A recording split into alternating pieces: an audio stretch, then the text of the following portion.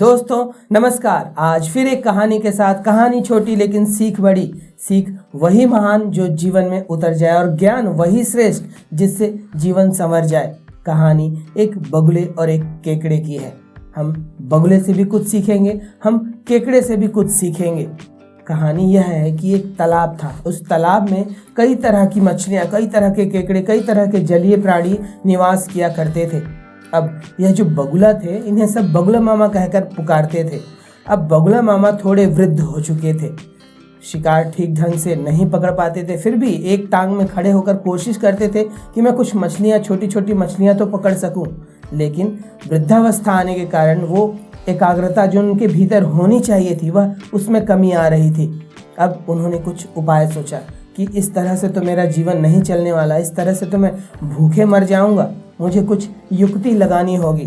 तब वे एक दिन सरोवर के किनारे चुपचाप बैठकर नकली आंसू बहा रहे होते हैं।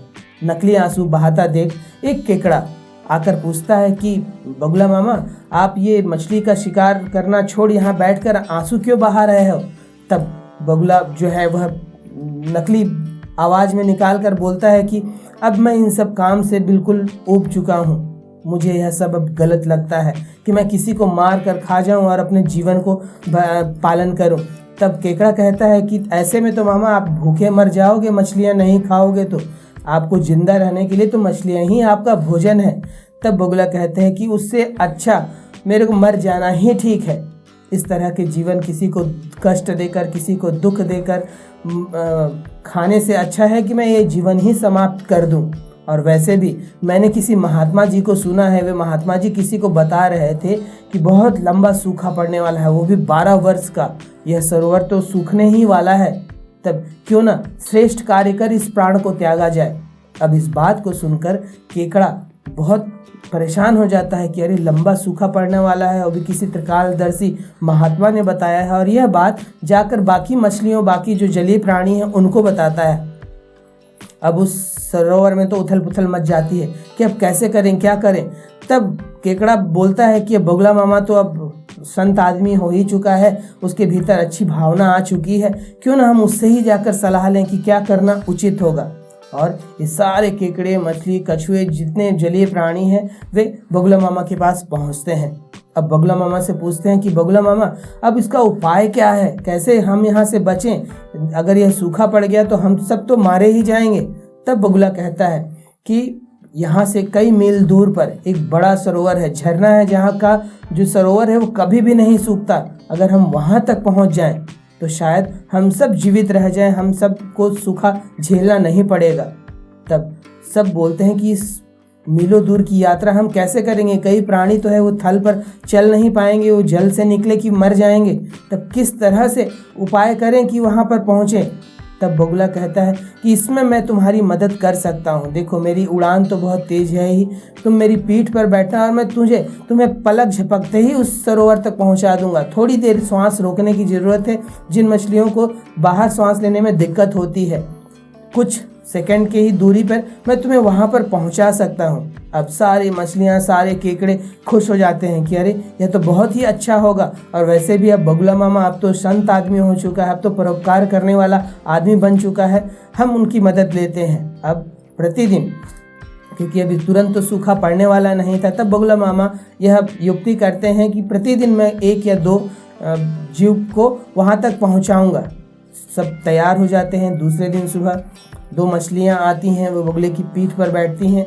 अब बगुला उन्हें ले जाते समय एक बड़ा चट्टान जो उस सरोवर से थोड़ी दूर पर था वहाँ गिराता है, और गिराकर वहाँ पर उन्हें खाता है और उनकी हड्डियों को वहीं छोड़ देता है। और यह सिलसिला प्रतिदिन जारी रहता है। प्रतिदिन वह कुछ जलीय प्राणी को अपने पीठ पर लादता है, रास्ते में उस चट्टान पर गिराता है। जिस चट्टान में गिरने के कारण उस जल प्राणी की मृत्यु हो जाती है और वहाँ खाकर उसके अस्थि को वहीं छोड़ जाता है। अब इस तरह से कभी कभी तो 2-2 फेरे वो लगा लिया करता था कि आज मैं 2-2 प्राणी खा लूँगा, और इस तरह से भोजन लेने पर उसका शरीर फिर से बनने लग जाता है। चेहरे पर लालिमा आ जाती है, पंख में फिर से ताकत आ जाती है।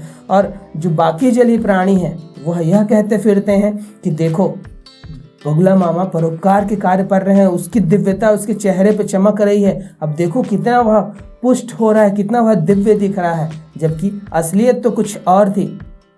इस तरह से कई जलीय प्राणियों को वह प्रतिदिन खाता जा रहा था। एक दिन केकड़ा आता है और केकड़ा कहता है, बगुला मामा तुम तो सभी प्राणियों को वहां तक पहुंचा रहे हो, मेरी बारी कब आएगी?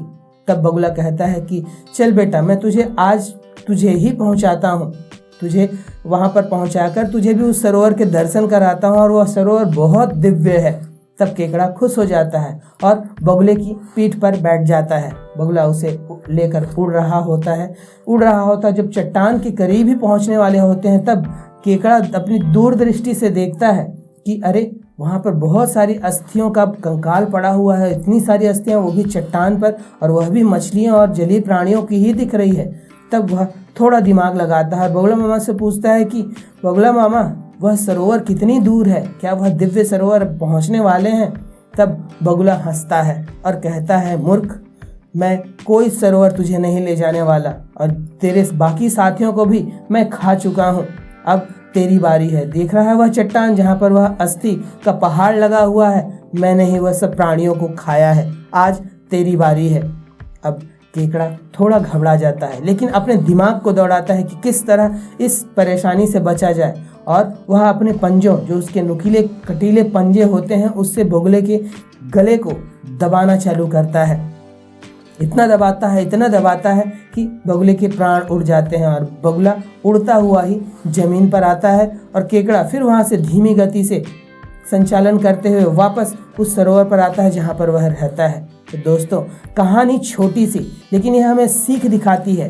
पहली सीख केकड़े से कि जब स्थिति विपरीत हो, मन मुताबिक चीज़ें ना हो रही हों, दुर्घटनाएं हो रही हों, कुछ कष्ट हो रहा हो, हमें वहाँ पर धैर्य रखने की ज़रूरत है, अपने दिमाग लगाने की ज़रूरत है कि किस तरह इस परेशानी से बाहर निकला जाए, इसका हल क्या है। और केकड़े ने वही युक्ति लगाई। हम अधिकांश अपने जीवन में जब कष्ट आता है, विपत्ति आती है, तो अपना आपा खो बैठते हैं, क्रोध में आने लगते हैं, गुस्साने लगते हैं, चीज़ों को पटकने तोड़ने लग जाते हैं। क्या इससे वह समस्या का समाधान होगा? बिल्कुल भी नहीं। तब हमें जब भी समस्या आए, हमारे जीवन में किसी भी प्रकार की समस्या है, हमें शांत अपने दिमाग को करना होगा। उस शांत दिमाग से ही उस समस्या का समाधान आएगा, क्योंकि समस्या है तो समाधान है, ताला है तो चाबी भी होगी। उस चाबी को बस ढूंढने की ज़रूरत है, और वह चाबी तब मिलेगी जब आप शांत होंगे, जब आपके जीवन में धैर्य होगा। धैर्य नहीं होगा तो वह चाबी नहीं मिलने वाली है, और वह चाबी नहीं मिलेगी तो वह ताला नहीं खुलेगा, और ताला नहीं खुलेगा तो वह समस्या जस की तस रहेगी। हम बगुले से भी बहुत कुछ सीख सकते हैं। जिस प्रकार बगुले ने छद्म भेष धरा, हमारे आसपास कई ऐसे लोग, हो सकता है हमारे घर परिवार रिश्तों में, हमारे पड़ोस में, हमारे बिजनेस में, हमारे ऑफिस में इस तरह के लोग विद्यमान होते हैं, जो भेष तो बगुला मामा संत का लेते हैं, जहाँ पर वे परोपकार की बातें करते हैं, अच्छी बातें करते हैं, चरित्र की बातें करते हैं, लेकिन अंदर से कुछ और ही होता है। इस तरह से कई लोग हैं जो आपको बेवकूफ़ बनाते हैं, लेकिन आपकी बुद्धिमानी आपको अपने साथ रखनी होगी कि ऐसे लोगों को पहचानें और अपने आप को उनके हवाले ना सौंपें। विश्वास सब पर करिए, लेकिन भरोसा कुछ लोगों पर ही करिए। और इस तरह के जो लोग होते हैं वह आसपास फैले होते हैं, वे छद्म भेष धरे होते हैं, वे नकाब ओढ़े हुए होते हैं, वे हो सकता है घर का कोई भी व्यक्ति हो। तब आपको वहाँ पर दिमाग लगानी होगी कि किस तरह मैं यहाँ से बचूं, किस तरह से अपने आप को बचा कर रखूं।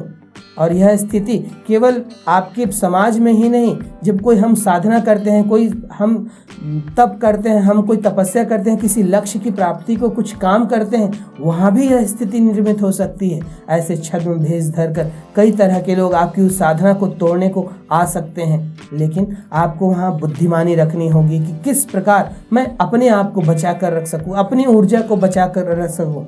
जब आप ऐसा करेंगे तब आप उस बगुले रूपी इंसान से बच कर रहेंगे।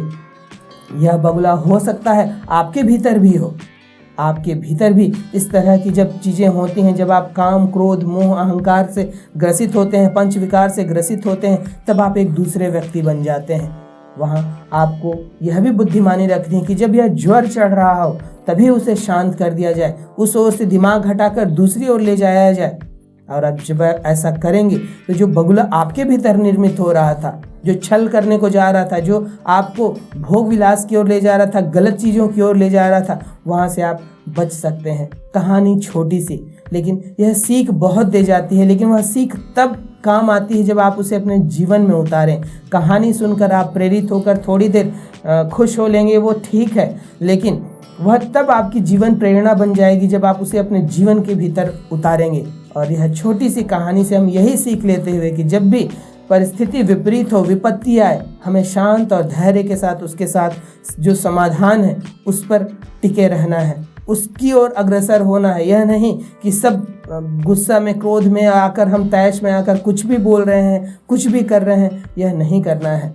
या अपने आप को उस परिस्थिति से हार कर अपने आप को बिल्कुल हारा हुआ मान ले रहे हैं, यह भी नहीं करना है। हमें प्रयास करना है, जिस प्रकार इस केकड़े ने प्रयास किया, उड़ती हुई गति में उतनी ऊंचाई पर भी उसने बगुले की प्राण लिए और अपने आप को बचाया, और बाकी जो जलीय प्राणी बच चुके थे उन्हें बचाया।